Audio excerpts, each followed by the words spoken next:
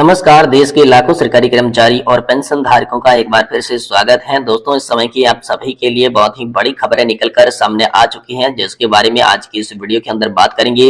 दोस्तों, यहाँ पर पहले आप सभी को बता दें कि पेंशन पर दोस्तों कैबिनेट बैठक में बड़ी चर्चा हुई है, जिसमें दोस्तों 3 मुख्य टॉपिक कवर किए गए हैं, जिसके बारे में आज की इस वीडियो के अंदर बात करेंगे। जिसमें डीए बढ़ोतरी को लेकर आदेश जारी हो चुका है कि आपका 50% डीए और डियरनेस अलाउंस जो आप सभी की महंगाई भत्ता है, महंगाई राहत है, उसको लेकर बड़ा अपडेट है। साथ ही साथ दोस्तों 7500 प्लस मेडिकल की सुविधा पर बड़ा बयान दोस्तों आप सभी के लिए देखने को मिला, इसके बारे में बात करेंगे।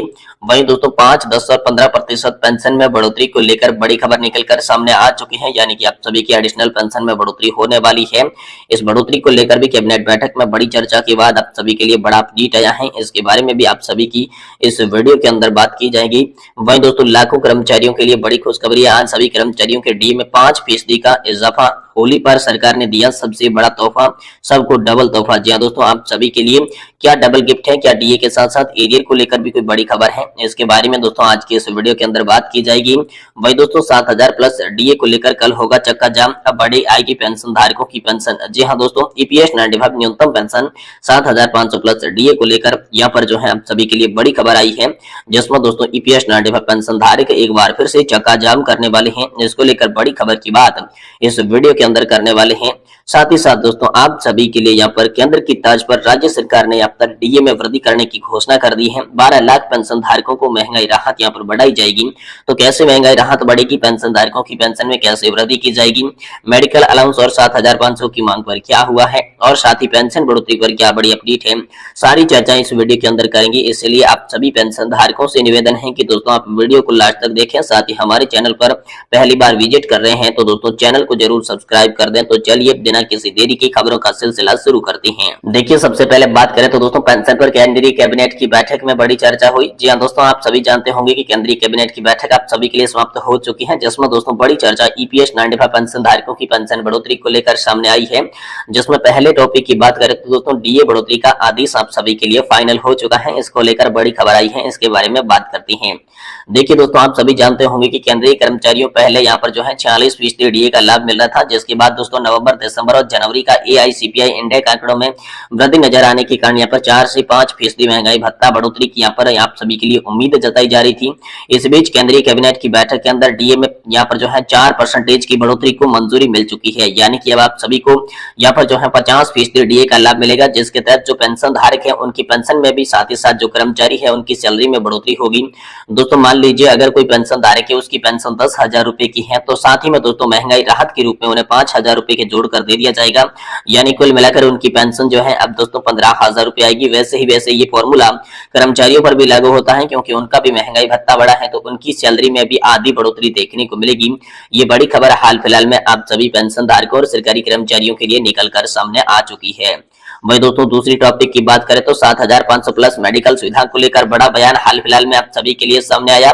लगातार नेशनल एजुकेशन कमेटी जो कि यहाँ पर ईपीएस 95 पेंशन धारकों की पेंशन बढ़ोतरी 7500 प्लस डीए के साथ साथ मेडिकल सुविधा को लेकर मांग कर रही थी। इस बीच दोस्तों 7500 प्लस डीए के साथ साथ मेडिकल सुविधा को लेकर बड़ा बयान हाल फिलहाल में आप सभी के लिए सामने आया, जिसमें दोस्तों केंद्रीय कैबिनेट की बैठक के दौरान यहाँ पर चर्चा 7500 और मेडिकल सुविधा को लेकर हुई, जिसमें दोस्तों हाल फिलहाल में आप सभी के लिए मेडिकल सुविधा को लेकर अच्छे इंतजाम किए जाएंगे, इस पर फैसला हो सकता है। साथ ही 7500 प्लस डीए की पेंशन बढ़ोतरी पर अभी भी दोस्तों पेच अटका हुआ है, ये फाइनल नहीं हुआ है कि आप सभी को 7500 प्लस डीए की पेंशन मिलेगी। यहाँ पर जो है केंद्र सरकार लगातार पेंशन बढ़ोतरी को टालना चाहती है, इसी को लेकर आप सभी के लिए बड़ा बयान हाल फिलहाल में सामने देखने को मिला है। वहीं दोस्तों तीसरे टॉपिक की बात करें तो आप सभी के लिए 5, 10 और 15% पेंशन बढ़ोतरी को लेकर बड़ी खबर आ चुकी है। जी हां दोस्तों, केंद्रीय कैबिनेट की बैठक के दौरान आप सभी के लिए बड़ी चर्चा के बाद दोस्तों केंद्र सरकार ने नया सर्कुलर आप सभी के लिए जारी कर दिया है, जिसमें दोस्तों एडिशनल पेंशन बढ़ोतरी को लेकर यहाँ पर सहमति बन चुकी है, जिसमें दोस्तों 5, 10 और 15% पेंशन वृद्धि जो कि क्रमश 65, 70 और 75 वर्ष की एज में सभी पेंशन धारकों को दी जाएगी। ये दोस्तों आप सभी के लिए फाइनल हो चुका है, और जैसा कि केंद्र सरकार ने आदेश जारी किया था कि 20% पेंशन बढ़ोतरी के लिए आप सभी को 80 क्रॉस करने की जरूरत नहीं है। जैसे कोई पेंशन धारक 79 ईयर का पूरा हो जाता है, उन्हें दोस्तों 20% एडिशनल पेंशन बढ़ोतरी का लाभ मिलेगा। ये दोस्तों आप सभी के लिए इस वक्त की बहुत ही महत्वपूर्ण और इंपोर्टेंट खबर निकलकर सामने आ चुकी है। वहीं अगली बड़ी खबर की बात करें तो दोस्तों ईपीएस 95 पेंशन को लेकर बड़ी खबर है। न्यूनतम पेंशन 7500 प्लस डीए को लेकर चक्का जाम होगा, अब बढ़ेगी पेंशन। जी हां दोस्तों, न्यूनतम पेंशन बढ़ाने को लेकर बड़ी खबर है। ईपीएस 95 पेंशन भोगी यहाँ पर सरकार की उदासीनता के कारण तंगी के लिए यहाँ पर मजबूर हो रहे हैं। लंबे समय से ईपीएस 95 पेंशन भोगी अपनी पेंशन बढ़ोतरी की मांग कर रहे हैं, लेकिन सरकार में कानों में यहाँ पर गूंज नहीं रह रही है। उनकी पेंशन बढ़ने इसी इंतजार में बहुत सारे पेंशनधारक स्वर्ग सिधार चुके हैं, लेकिन सरकार उनकी मांगों को नजरअंदाज कर दे रही है। तो इसी बीच ईपीएस 95 पेंशन धारकों की न्यूनतम पेंशन 7500 प्लस डीए को, साथ ही साथ दोस्तों मेडिकल सुविधा को लेकर बड़ी मांग हाल फिलहाल में कर रहे हैं। कर्मचारी भविष्य निधि संगठन से बड़ी गुहार लगाई गई है। ईपीएस 95 पेंशन भोगी लंबे समय से धरना प्रदर्शन कर रही है, उनकी पेंशन बढ़ाई जाए, 7500 रुपए प्लस डीए का फायदा उनको दिया जाए। दिल्ली, महाराष्ट्र, देश के अनेक राज्यों में जहां पर धरना प्रदर्शन किया गया, लेकिन उनका असर सरकार के ऊपर नहीं हुआ। सरकार केवल आश्वासन देती रही, हकीकत में पेंशन धारकों को कुछ भी नहीं मिलता।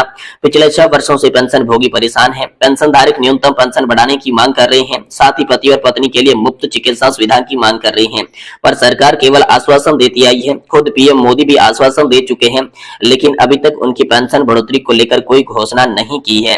साथ ही दोस्तों सरकार मानवता पर यहाँ पर जो है पेंशन बढ़ाए, इसको लेकर बड़ी खबर आई है। जी हां दोस्तों, कमांडर अशोक रावत का कहना है कि मोदी जी अपनी गारंटी पूरा करें, मानवता के आधार पर पुरानी पेंशन भोगियों को यहाँ पर पेंशन को तुरंत मांगों को मंजूर कर मौजूद समय में न्यूनतम पेंशन 1000 रुपए है। आज के जमाने में 1000 रुपए कुछ भी नहीं होने वाला है, ऐसे में पेंशन बढ़ाना चाहिए और मानवता के आधार पर पेंशन धारकों के साथ न्याय करना चाहिए। ईपीएफओ क्या कर रहा है, सीबीडीटी क्या कर रही है, और इसे पचंडे में पेंशन धारक नहीं पढ़ना चाहते। पेंशन धारकों को सिर्फ पेंशन बढ़ोतरी चाहिए।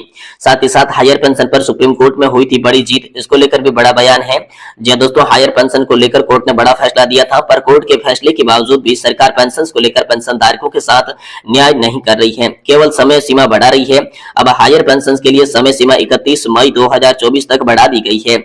ऐसे में पैसा जमा करके हायर पेंशन का ऑप्शन चुना, उनको नुकसान के अलावा कुछ भी नहीं मिल रहा है।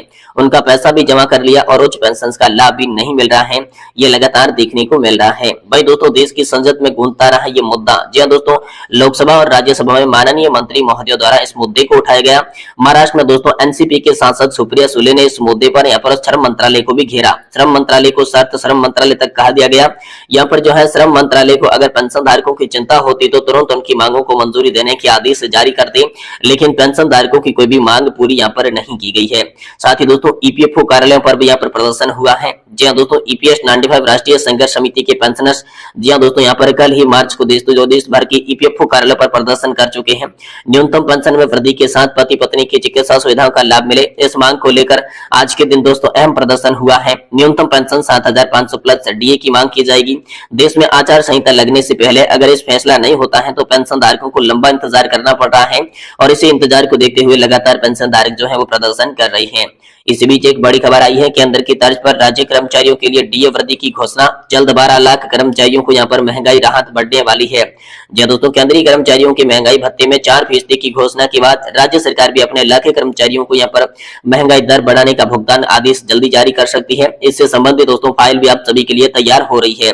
जनवरी 2024 से ही इसका लाभ मिलेगा। मुख्यमंत्री योगी आदित्यनाथ की स्वीकृति के बाद मार्च माह के वेतन जिसका भुगतान जो है वो अप्रैल में होगा। साथ ही बढ़े हुए डीए का नकद आदेश आप सभी के लिए जारी होगा। लोकसभा चुनाव को देखते हुए यहाँ पर प्रदेश सरकार ने कर्मचारी और पेंशन धारकों को बढ़ी हुई डीए और डीआर का भुगतान करने के आदेश जल्दी जारी कर सकती है।